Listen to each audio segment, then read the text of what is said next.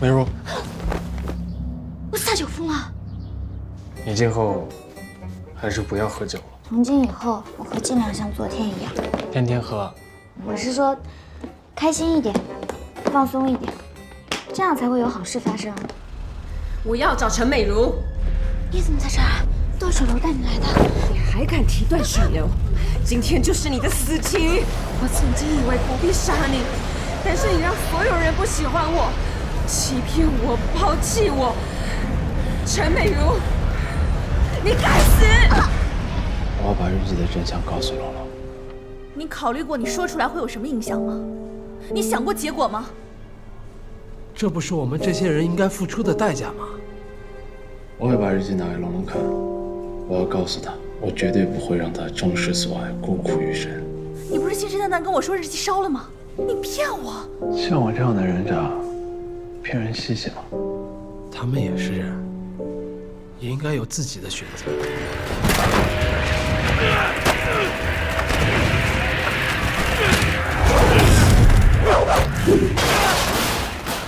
他刚才的眼神我从来都没见过，他好像真的要杀掉我一样。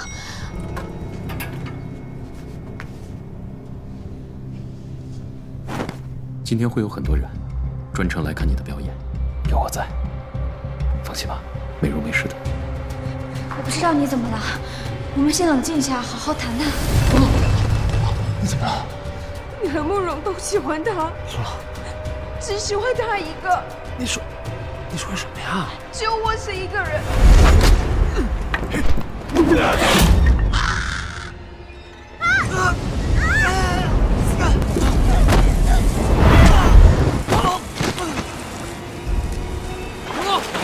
你看这个就知道了。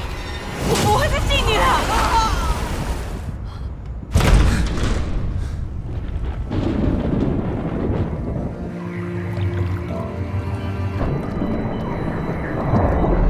断水流。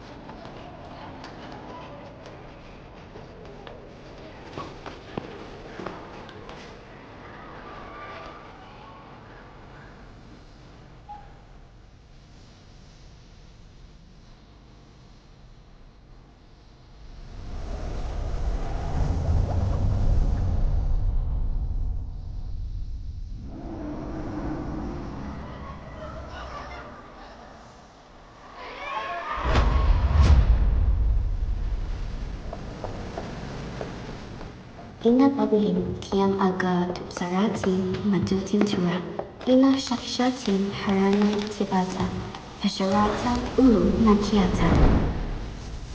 Aparaka matina idisha Amar Rubon.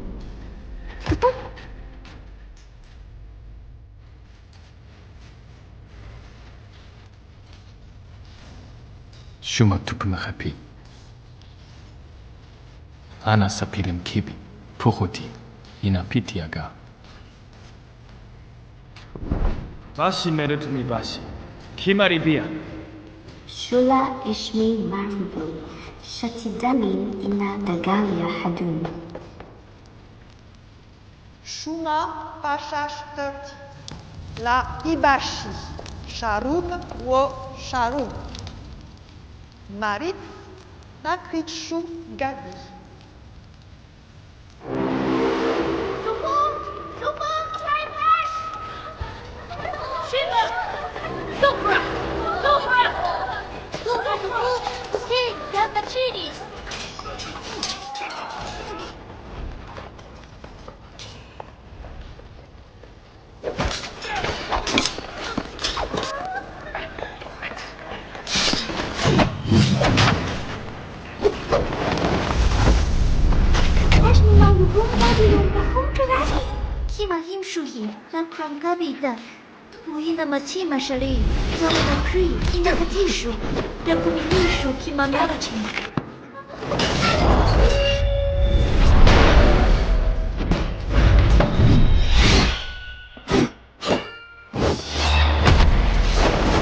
地空。Ulidum rubum atum ushakanshu ushatitami inashu inadagalia ada.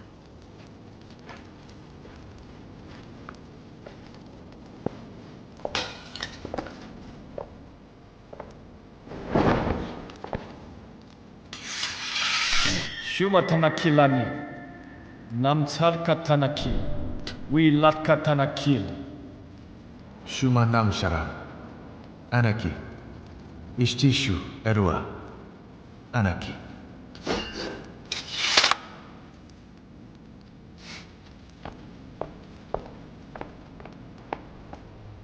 Litum rubum salib, rubum litum shasharim, tamharim werkatam abishu.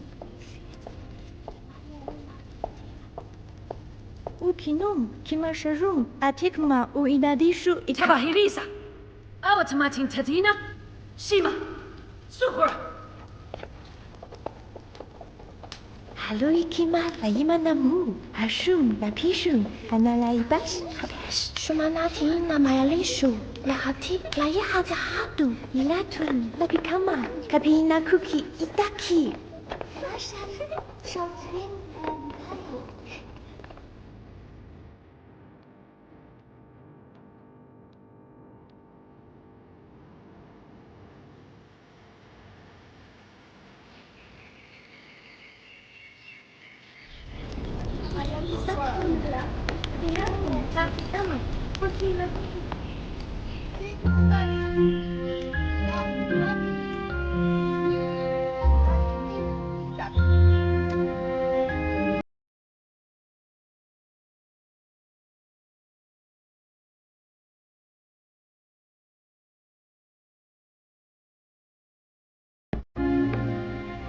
Minum awatoma.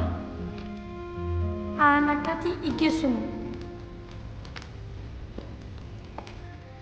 Ashuratu ninu u ilhani hassas.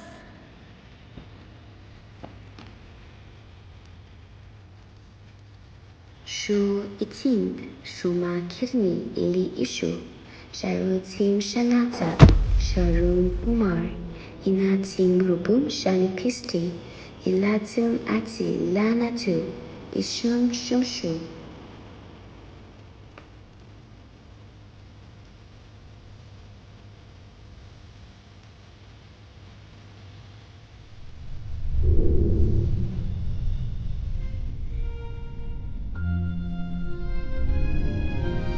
Nana Paka Ushala, Rubum Shalitum, Shumshun Nabu, Yamam Sharubim, Shinishutum, Ina Kishatin, Kima Itin, Ina Libin, Takam U Shihil Tam Lishi.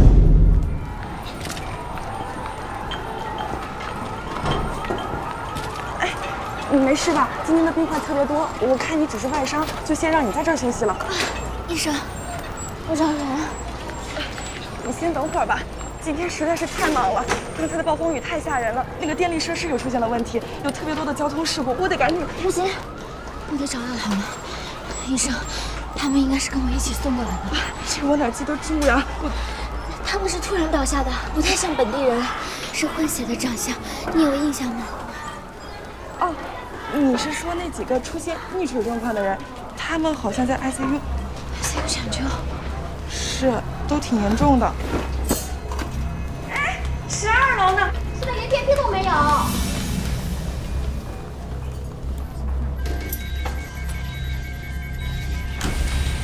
他是突然倒下的，没有任何前兆。他身体很好的，你们别诊断错了。你已经说了好几遍了，我知道了。我再问你，他们3个人症状是一模一样的吗？你之前见过这种案例吗？你这么年轻，你是实习医生吧？有没有主治医师能出来告诉我？该说的我都告诉你了，请相信我们。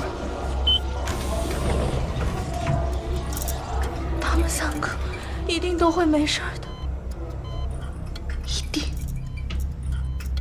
会没事的。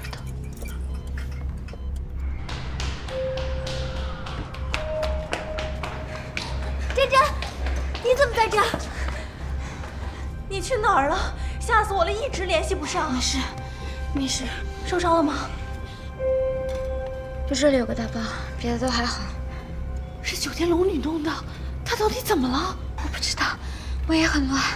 先是乌鸦，然后是龙女。先不说我了，他们情况怎么样？慕容本来是好好的，是突然倒下的，也没有受什么伤啊。文山也是，我上台之前特别突然就倒下了。医生怎么说？说他们是因为溺水导致的重度昏迷，主治医生好像说了，情况罕见没有先例，要临时组织什么医疗小组。怎么会呢？都没有水啊，怎么会溺水？也对，为什么又是3个人同时呢？3个人同时？我刚才在想，难道因为他们不是普通人，生病受伤才会这么诡异？而且3个人是不是有什么灵魂连接？日记会跟他们从日记里出来有关吗？对，日记。我演出之前，我本来打算告诉你的。段水流莫名其妙的来找我，他提起日记，我总感觉不对。段水流？段水流也受伤了呀？他人呢？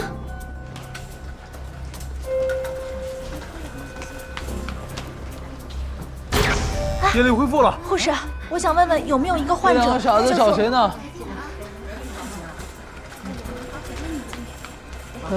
你们俩来看我，听讲义气啊。没事儿，被女人打一顿能怎么着呀？然后呢？消息了吧？回去了吧？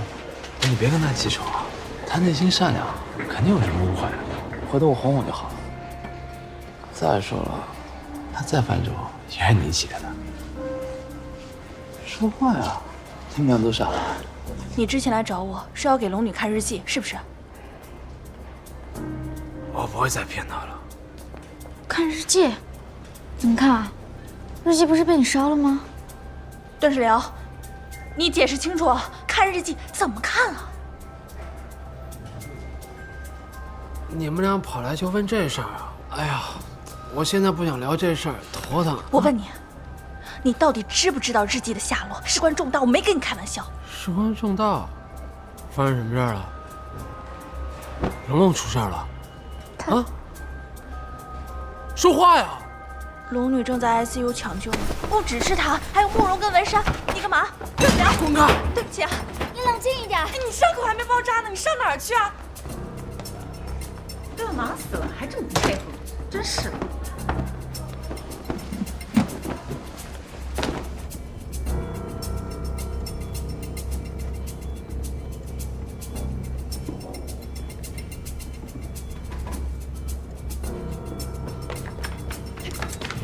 段水流，你松开！你干嘛？医生已经在抢救了。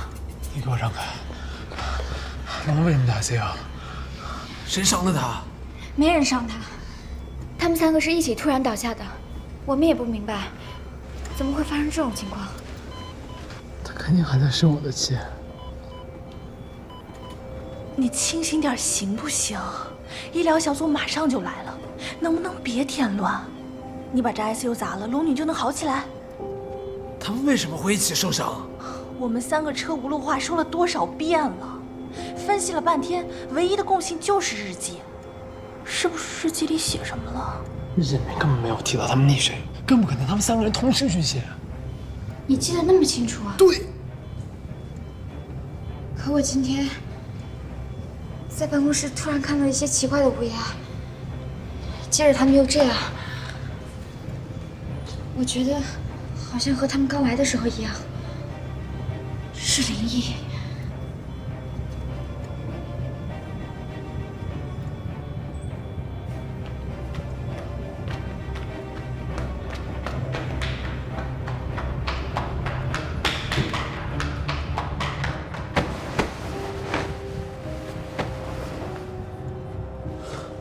刚那护士呢？我哪知道啊？刚那护士呢？哪个护士啊？不知道。他把我包弄没了，包里面有日记，日记在包里面。你说什么？你果然没烧日记啊！你上次就对我信誓旦旦的说你烧了的呀。周阿妈，现在的问题是日记丢了。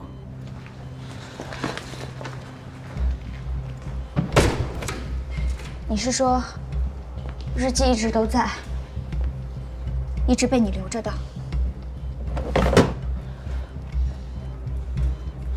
对，保存完好。前天晚上还翻了，昨天去你们公司，我就想跟你坦白了。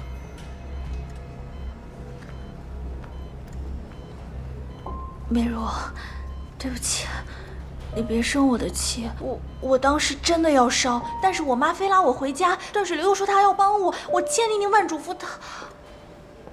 所以，你觉得他们同时溺水，是因为日记出事儿了？对。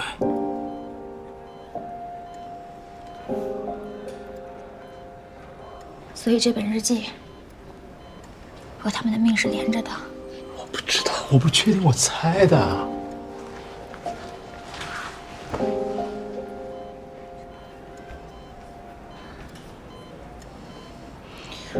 日记本跟他们的命连着，这叫人怎么信啊？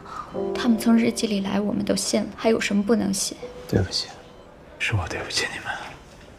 你们用这笔账以后想怎么着我算都行，但现在我们得找到日记才能救他们，光靠医生救不了他们。说的没错。刚才怎么喊你都不听，但我现在可没空处理你了。护士，你刚才有看到他床上的那个包吗？包，没注意啊。不过医药垃圾我都处理了，没看见。怎么处理的？当然是被垃圾车运走了。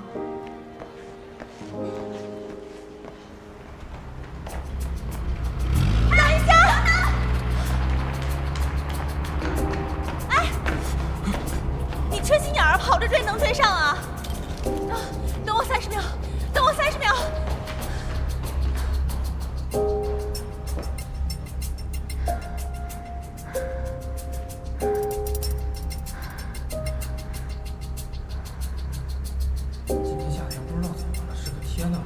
变脸多快，一会儿阴一会儿晴的，怎么着？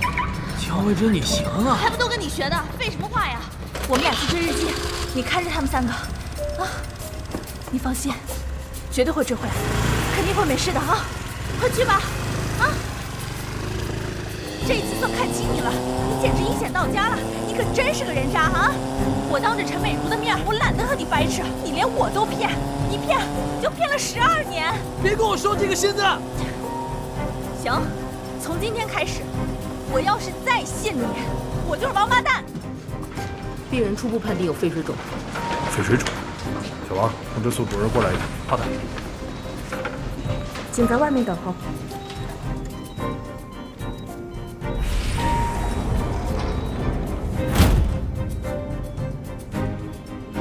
那边快快快！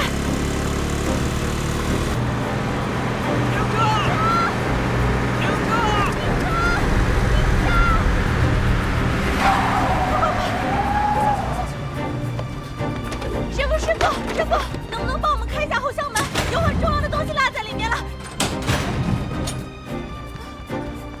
这么多。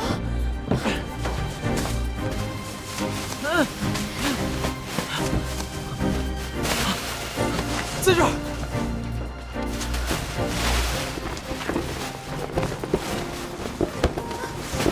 日记呢？日记呢？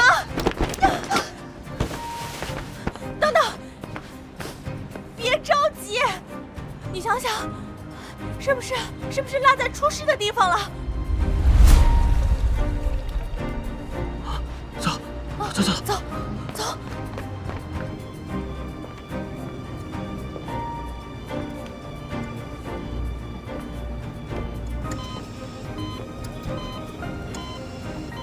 求求你们，求求你们！如果真的是因为日记，那是我的错呀，应该我来付出代价。求求你们醒过来，醒过来！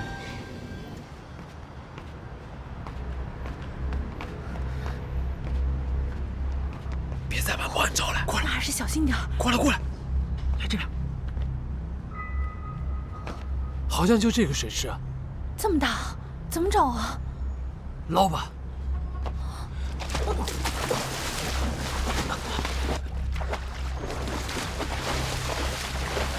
怎么会没有呢？哪儿去了？那下面好像有东西。果然，真的是日记落水了。废话，他们和日记是一体的。真不可思议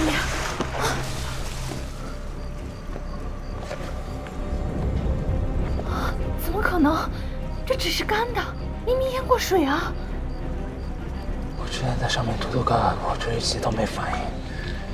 这日记真他妈灵异！是不是我们把日记保护好，他们就会没事了？血，这血怎么晕开了呀？我之前就想问，这几滴血哪儿来的？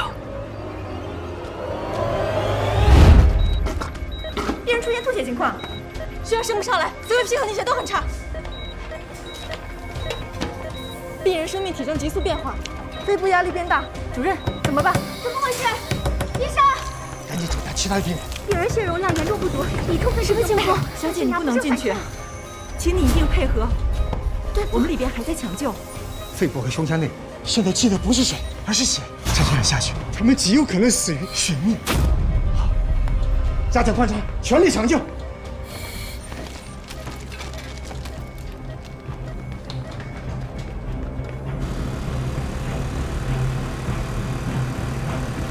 慢点！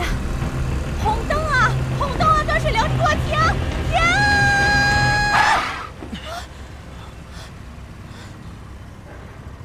再急也不能乱啊！万一龙女醒了，你死了怎么办？日记的血迹扩散，不像是好兆头。你给我闭嘴啊！日记是美如写的，既然找回来了，就一定会有办法的。你也怕，对不对？我不希望任何人死。从小你就这样，不敢面对什么坏事儿，大大咧咧的，却也比谁都脆弱。别跟我装熟。江慧珍，是你少跟我装蒜。你对欧阳文山的关心不比我对九天龙女少。我没有。江慧珍，你这次栽了。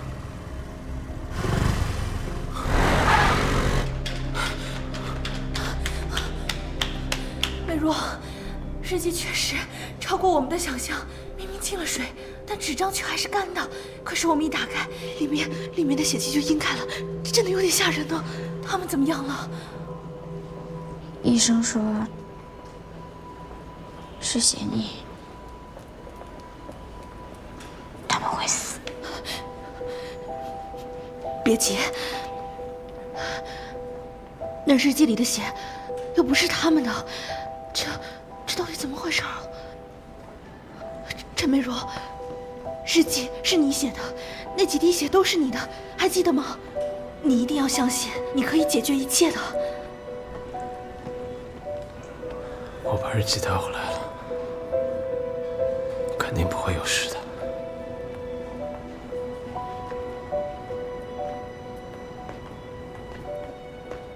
血溺也是刚才开始的。果然是息息相关的。这一切都是因为这个日记。这一切。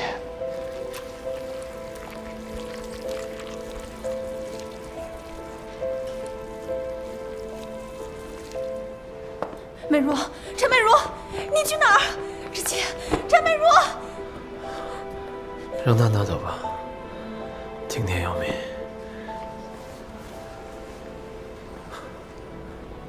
等冷冷醒了，一定要让他待在我身边。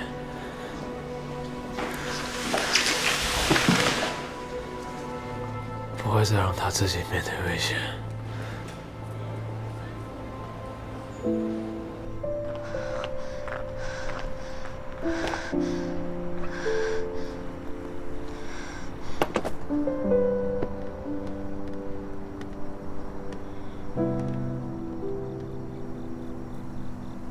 开心一点，放松一点，这样才会有好事发生啊！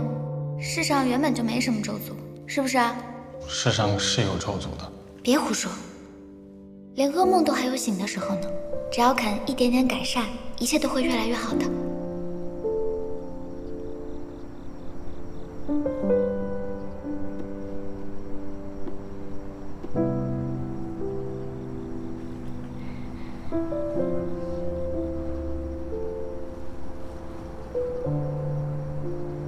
一切都是我的错，请不要再让他们受到惩罚了。他们是无辜的，这一切都是我亲手造成的。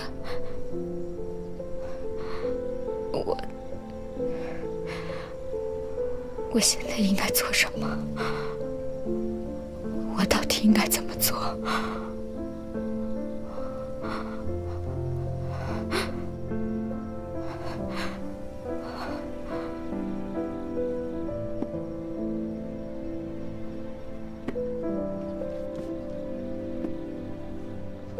今天，我亲眼看见了古国璀璨的文明，像一幅壮美的画卷，也像一个真实的梦境。说不定，我陈美如也可以成为这传奇的一部分，等待着混血王子从天而降。那时的我并不知道，我的血滴在这些异想天开的文字上会引发怎样的后果。这一切像是幻觉，却又无比真实。伟大的爱情的确需要死亡的注解。我闭上眼，静静等待着一刻。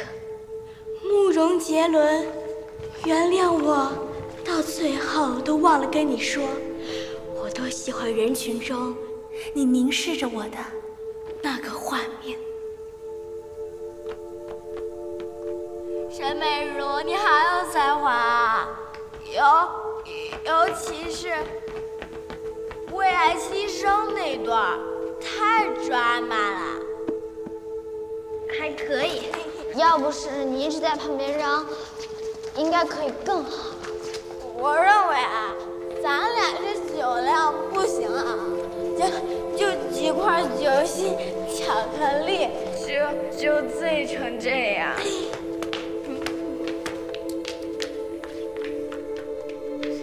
我希望我现在就是24岁，我的王子来到我的身边。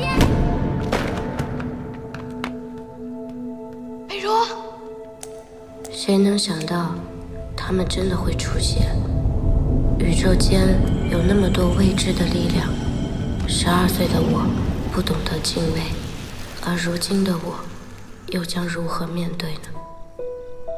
无论这一切是真是幻，至少他们所承受的痛苦，都是我的错。慕容杰伦，九天龙女，欧阳文山，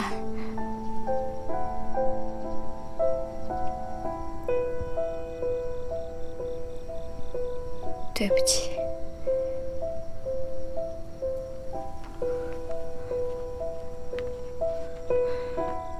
是我把你们带到这个世界，我却没有办法保护你们。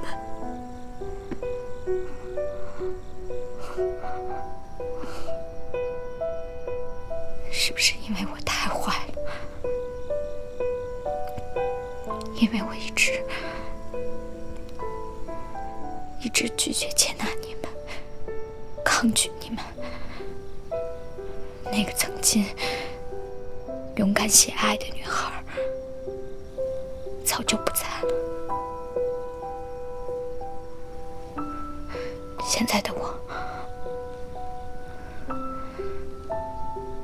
个可恶的人，都是我的错。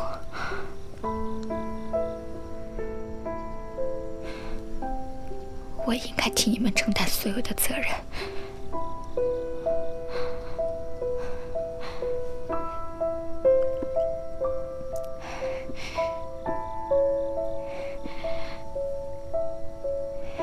求求你们，醒过来！我愿意付上任何代价。美如啊，哈斯基，慕容本来是好好的，是突然倒下的，也没有受什么伤啊。文山也是，医生怎么说？说他们是因为溺水导致的重度昏迷。怎么会呢？都没有水啊！日记，断水流莫名其妙的来找我，他提起日记，我总感觉不对。断水流？你果然没烧日记啊！你上次就对我信誓旦旦的说你烧了的呀！我们俩去追日记，你看着他们3个，你放心，绝对会追回来的。过来过来，好像就这个水池啊！这么大，怎么找啊？那下面好像有东西，怎么可能？这只是干的，明明淹过水啊！日记真他妈灵异！血，这血怎么晕开了呀？血升不上来，CVP 和凝血都很差。肺部和胸腔内现在积的不是水，而是血。再这样下去，他们极有可能死于血溺。你也怕，对不对？我不希望任何人死。你对欧阳文山的关心不比我对九天巫女少。我没有。江慧珍，你这次栽了。医生说是血溺，他们会死。陈美如，日记是你写的，那几滴血都是你的，还记得吗？你一定要相信，你可以解决一切的。我现在应该做什么？我到底应该怎么做？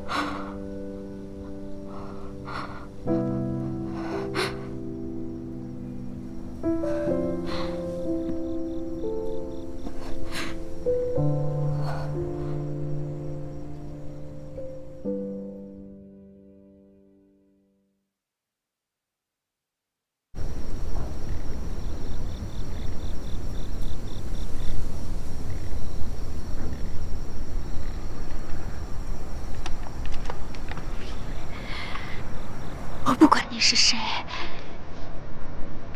我求求你，听到我的祈祷，好吗？求求你，听到我的祈祷，好不好？如果再给我一次机会，我愿意像12岁时一样，去相信爱。相信奇迹，我会把它们当成礼物，不再是灾难。我一定会改的，求求你，让我怎么样都行，只求让他们回来，让他们回来。如果一定要付出代价，我来，我来，求你。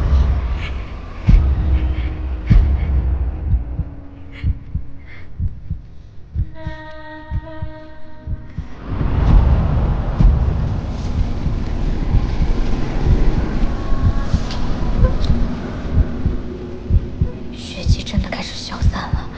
是有人听见了我的祈祷吗？还是说这一切都是我们的幻觉？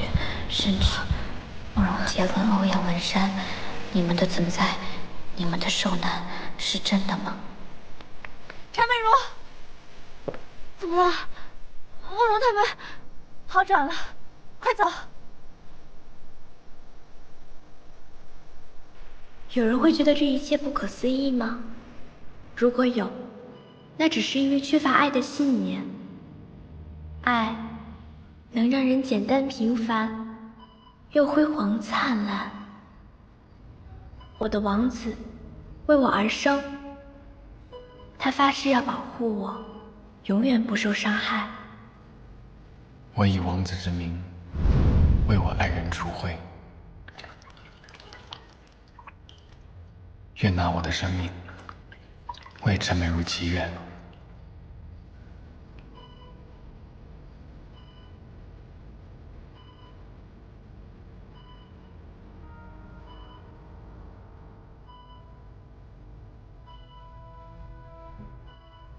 杰伦，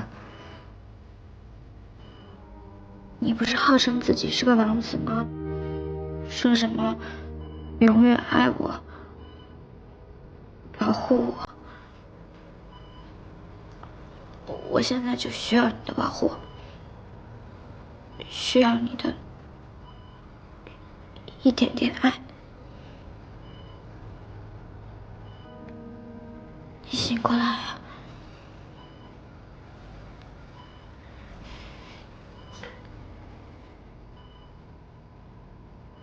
真没事了，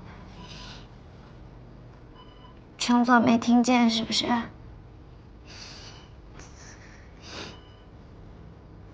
你干嘛不说话？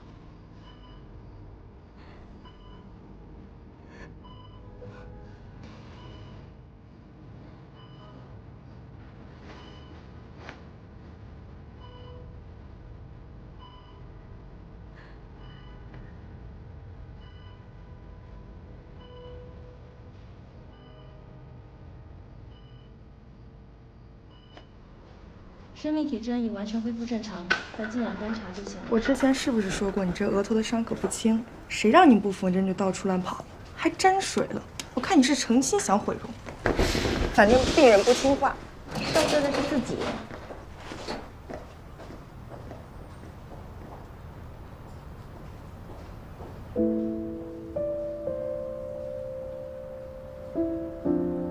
疼不疼？被女人打有什么可疼的？你被打之前，你是不是有什么话没说完？对，我想告诉你，九天龙女，你是这个世界上最特别的人，因为九天龙女来自一个12岁小女孩的幻想世界，是用一支笔创造出来的，比世间的所有人都更宝贵、更稀有。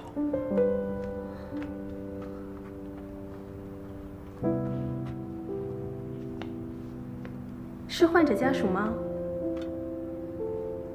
你是不是患者家属？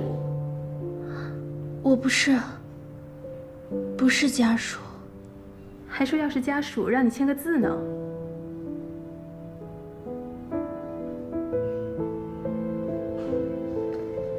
原来不是家属啊！刚才跟着忙前忙后的，就是个唱戏的，还真以为自己是个明星呢。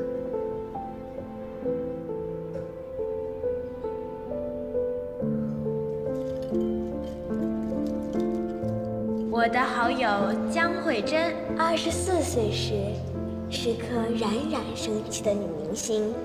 欧阳文山，她的感情浓烈、奔放且前卫、自由。美若，你用不用写上欧阳文山特别会撩啊？这日记到底你的我的？你的。但这女2号要故事完整啊，你得写上江慧珍并不在意欧阳文山顶级富豪的身份，他们是被原始的激情吸引，却从不承诺天长地久，因为江慧珍超级酷。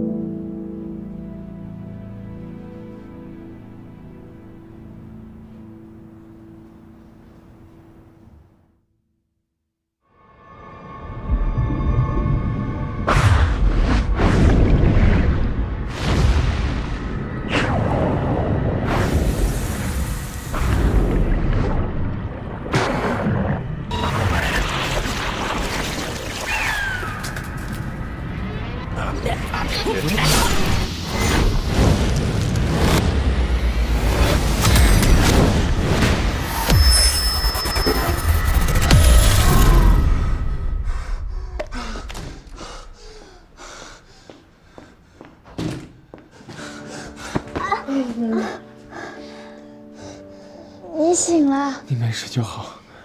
你抱得太紧了。粥。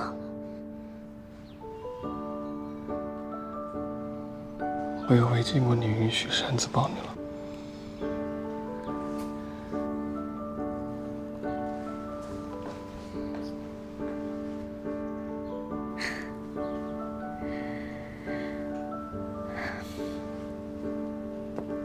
你先躺下，好好休息。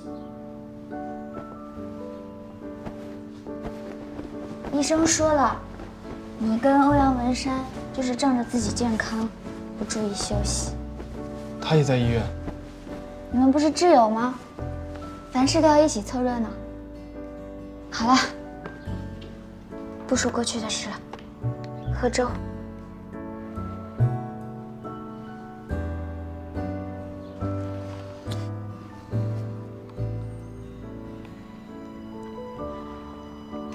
美如，看着你受到惊吓，我却什么都没做。你这个人听不进去话，我没有那么脆弱。可你是我的女人，你还是我男人呢。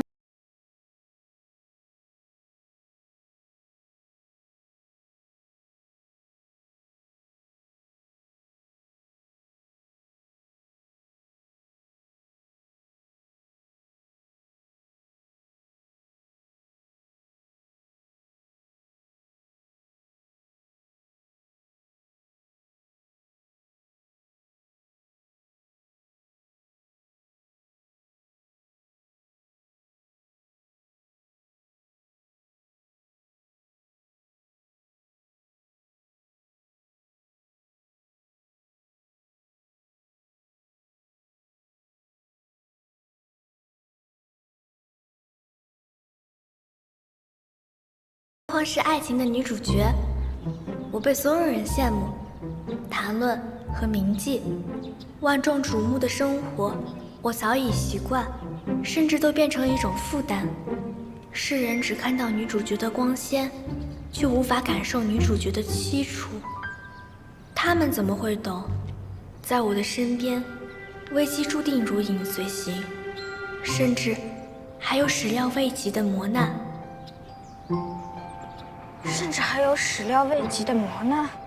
陈美如，你是不是有病啊？你怎么这么抓马呀？哪个正常人受得了磨难？如果当初日记直接烧了，肯定就没这么多事儿了。不行，如果日记烧了，慕容杰伦就不可能出现了。还是要谢谢段水流的。可是也不能让慕容一直经历磨难啊。那我到底该做些什么来帮助慕容杰伦呢？啊！我要是也可以像段水流那样，随时随地信口开河就好了。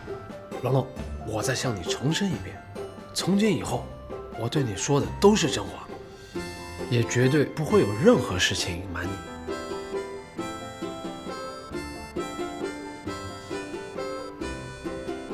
所以我真的是陈美如写出来的。他12岁的时候，幻想了一个故事，写在了本子上面，我们称之为日记。他在日记里面写了你，慕容杰伦，欧阳文山。按理说这是个个人隐私，但谁也没料到日记被念了出来，所有人都知道你们几个的存在。我就是从那个时候喜欢上你的，所以我才追着他跑。我是对你感兴趣，不是对他。我怎么可能喜欢上他？这是天大的误会。我也觉得不合理。隔壁最近真是一团乱啊！可不是嘛，真没见过这么年轻就尿失禁的。我可不想再值夜班了。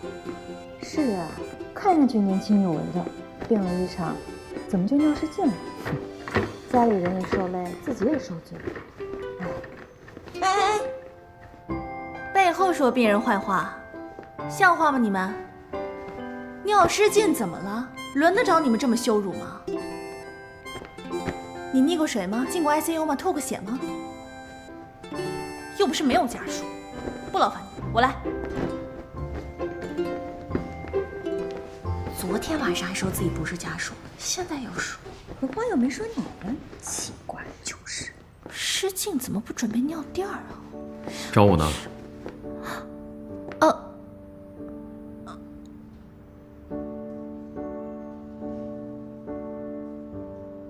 看什么呢？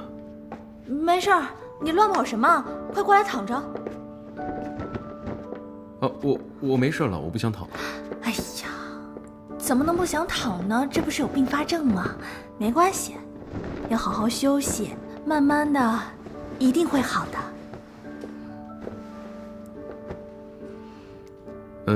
演出怎么样？还顺利吗？反响好吗？演出取消了。为什么？他们准备上有问题，不完美肯定不能演啊。别遗憾，等我出院给你准备更好的。不遗憾。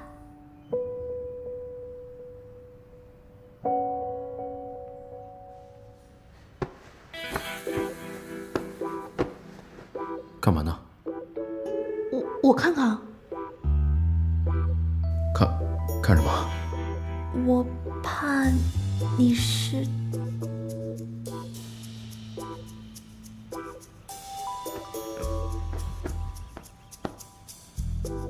我好像真的……怎么了？快点，快！干嘛呀？换裤子呀！病人还有什么不好意思的呀？还有谁比我更合适的？快点，别婆妈了。我都是病人了，你怎么还成天想着脱我的裤子啊？对，我就是喜欢亲力亲为，行了吗？我什么没见过，快点的。我没有时间。那刚才那个护士，他说的是隔壁，不是我。你的智商呢？龙龙，来喝鸡汤。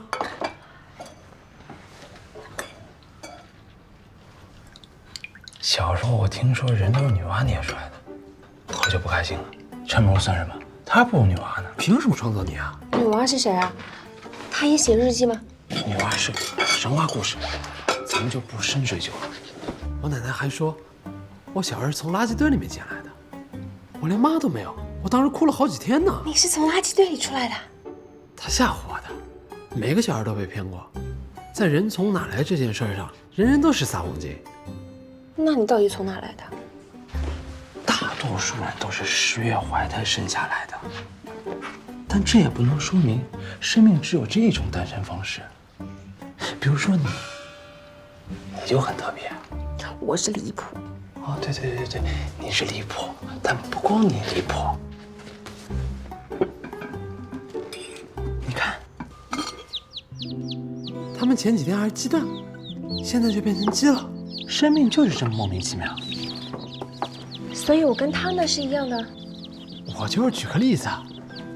你当然和蛋和鸡都没关系啊。但据我所知，韦斯特洛7大王国那儿就有一个龙女，她就能孵蛋。有关于生命的起源，是人类几千年都没有研究明白的命题。咱还是拿这个蛋举例吧。你看这里面是不是有个黑点？没有啊。没有？那它就不是受精卵，附属小鸡。这蛋只能吃。什么是受精卵？受精卵就是能孵出小鸡的，没有受精的就孵不出小鸡。怎么受精啊？受精我们说的，我们不讨论生理细节。我跟你说的是生命起源。你根本没说清楚啊！总之，受精卵就是能生出小鸡。你看，这小鸡从蛋里面孵出来，然后慢慢长大，再生下蛋，再孵出小鸡。他们从来不纠结自己的来历，就完全接受了这种不可思议。龙龙，你得学学他们。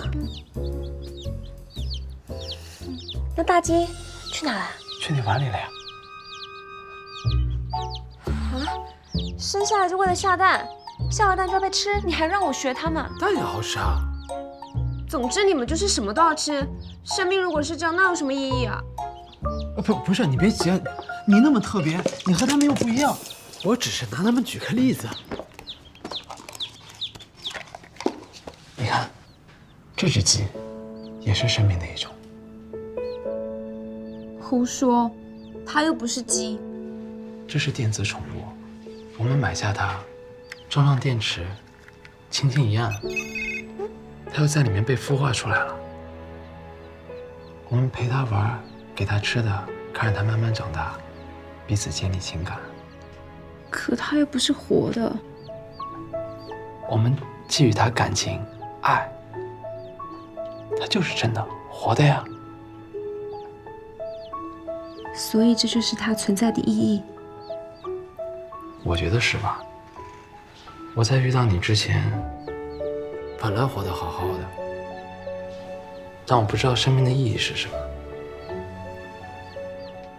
直到遇见你，我才知道，你就是我活着的意义。生命从哪里开始不重要，重要的是如何去活。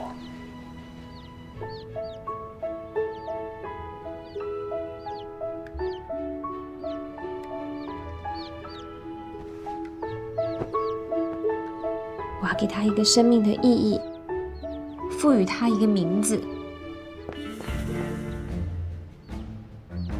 就叫断水鸡。不是，你还有心思在这编瞎话？你想过和美如怎么坦白吗？你是说没烧日记的事儿？你担心的不仅仅是日记，你还是担心咱俩暧昧过这事败露吧？少废话，10几岁的孩子懂什么叫暧昧？好，那不说废话，我跟他道歉，他能再把日记放我这儿吗？你还要点脸吗？你们俩。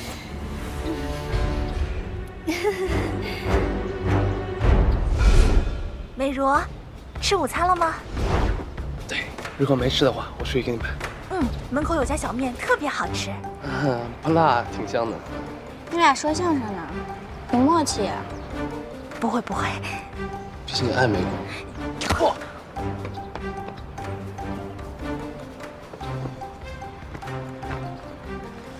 我以为你俩只是串通，隐瞒了没烧日记这事，没想到还有这茬呢。陈美如，我们2个从小光屁股一起长大，我没有任何一件事情隐瞒过你，唯独断水流，我不说，是因为我感到羞耻，我觉得我自己瞎。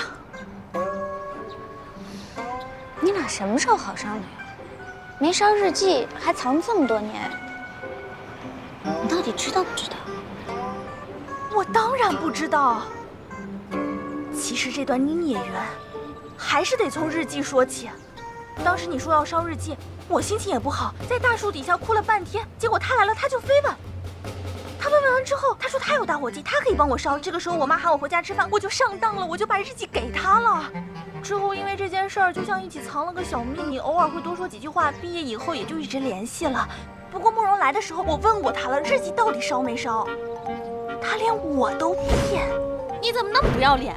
人渣！陈美如，我也是受害者。陈美如，日记我都保管好些年了，以后还是我来吧。你还有脸提，闯那么大的祸？你也不能是他保管啊，日记跟龙龙的命有关，我怕他记仇。我能把9天龙女怎么